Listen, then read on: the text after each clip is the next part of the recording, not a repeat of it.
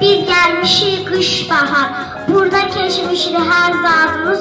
Burada berkimişti kanatlarımız. Bahçamız yaraşıklı, bahçamız güzel temiz. Koynumdan seher akşam gülüp oynayırız. Ayrılık vakti satır, sizi terk edeceğim. Oyuncaklarımızı atıp aşağıda gideceğim.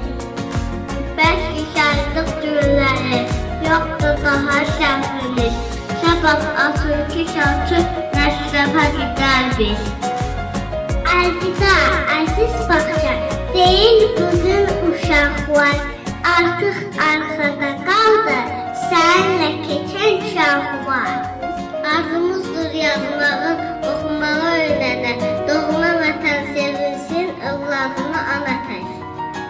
Elbamız hazırdır, çantamızda təttəzə. Bilirsiniz okumak gece hoş gelir bize. Mekteplik diyecektir sabahtan bize hamı. Unutmak zaman bu sevimli bayramı. Konuşmağı dinleyi, çoxlu şehir deməyi, ana yurdu sevməyi bizə öğretti bağça.